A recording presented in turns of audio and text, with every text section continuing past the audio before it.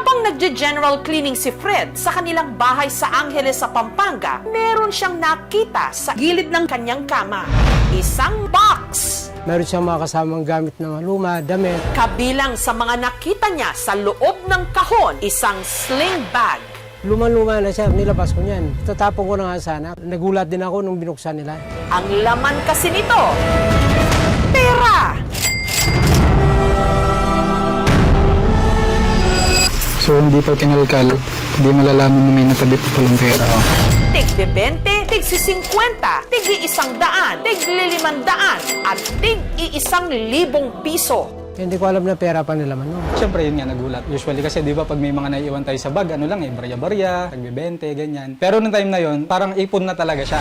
Sino ang nagmamay-ari ng lumang bag? At magugulat kayo sa suma total ng laman nitong pera. Totoo lang, nahirapan nga kaming bilangin tong mga pera na to dahil maraming pera yung dikit-dikit. Ang box na naglalaman ng lumang bag, maglilimang taon na raw nakatambak sa gilid ng kama ni na Tatay Fred at Nanay Grace.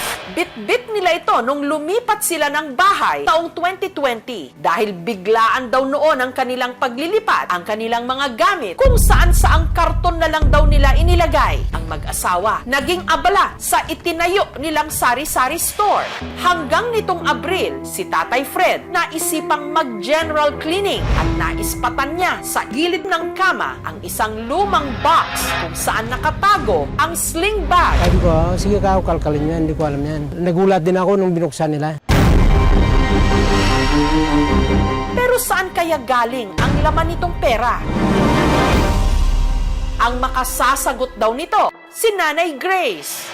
Nung ipinakita raw ni Fred sa kanya ang nadiskubre niyang bag, meron siya agad na alala. Nawala sa isip ko na mayroon pa palang isang ganon. Sabi niya, ano tong bag na ito, itatapon ko na. Hindi, wag. Sabi ko kasi alam ko may laman pa yan.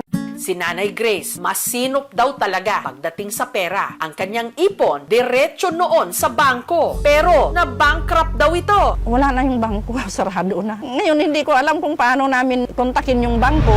Hanggang isang araw, Sabi niya, mayroon kang pirang dumating sa sa post office. Yun, naisip ko na yung bangko na yun. Sabi ko baka mamaya pinadala nga nila sa amin. Nung pinuntahan ko, yun nga, yung pira. mula noon, ang mga ipon niyang pera, isinuksok na lang daw niya sa kanyang bag. Yung bag, pag nang-grocery ako, lalagay ko doon yung mga sukli hanggang sa naiipon lang siya. Mas maiging ilagay sa bangko. Kasi kung nasa bangko siya, mag-earn siya ng interest. Pero kung itatago mo lang sa loob ng bahay, syempre, bumababa yung purchasing power nito.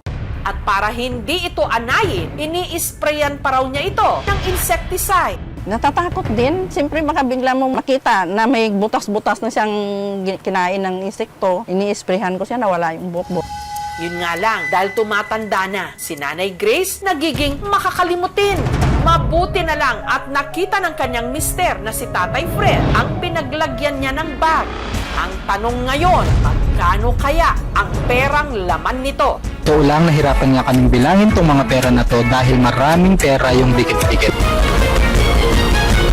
Nung kanila itong bilangin, umabot ng mahigit 98,000 pesos. Wow! Na-shock ako dahil nga, hindi ko akalain na makaipon yung asawa ng gano'n. Kasi ugali talaga niyan. Dahil sa pagiging masinop ni Nanay Grace, si Onyo kinutuban baka raw may iba pang perang isiniksik ang kanilang ina sa kung saan-saang bahagi ng kanilang bahay. Tinanong niya sa akin minsan yon nung nakita nga yung bag, mayroon ka pa bang ibang pera, Nay? Meron, sabi ko. Pero hindi nyo naman alam sabi ko. At mukhang tama ang hinala ni Onyo. Napansin nila ang isang nakapadlock na cabinet. May iba kaming cabinet na wala namang padlock, kahit sino pwede yung buksan. Pero ito, bakit siya nakapadlock? Ang cabinet, kanya raw binuksan. Buksan na natin. Meron din ditong mga nakatagong lumang bag. Binuksan nila ito. At nagulat sila sa laman. Seryoso? Bundle din ng mga pera. Okay guys, ito. Dali.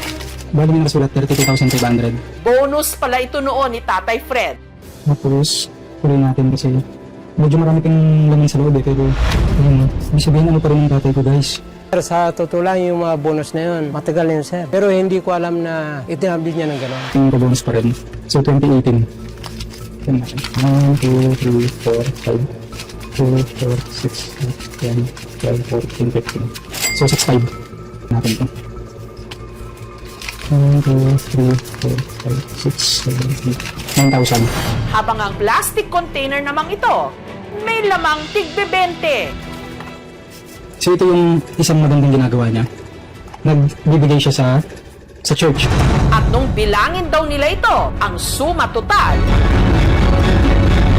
100,000 pesos! Lagi kong nakakalimutan nung nawawala na sa kuwan ko na mayroon pa akong nakatabing ganun na bag. Siyempre tumatanda na kami. 60 plus na kaming mag-asawa. Darating yung araw na hindi na kami makapagtrabaho. At least kung mayroon kaming nakatabi, kung pwede naman sabihin ng mga anak kong ikuha nila sa ibang negosyo, willing naman akong ipahiram sa kanila yun. Natatakot din, mas lalo pa pag wala kami. Kaya nagpakabit kami ng mga CCTV.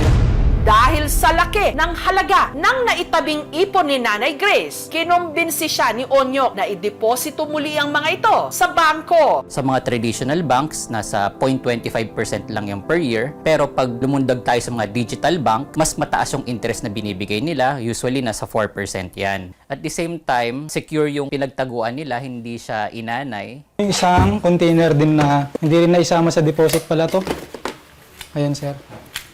So may mga resibo. Pinakita ko sa kanya yung potential. May isang digital bank kasi na yung 100K mo, tutubo siya ng at least 9 pesos per day. Sabi ko, sa 10 days, 90 pesos din yun. Sa cabinet, in 10 days, hindi naman tutubo ng 90 pesos yun.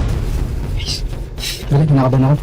Yung video mo, sinasabi nila script. Anong masasabi mo? Kaya kong sabihin na hindi siya peke kasi as is talaga siya. Kaya sabi ko kahit mahaba, bahala na sila kung panoorin nila basta ito yung nangyari nung time na binuksan ko yung cabinet. Sana yung mga makakapanood, makuha yung lesson and inspiration, especially sa nanay ko. Mga anak ko, tinuturuan ko sila na magtipid kayo. Kaya pinapakita ako sa kanila kung paano ako sumilok ng pera, kung paano ako mag-ipon para gagayahin nila ako.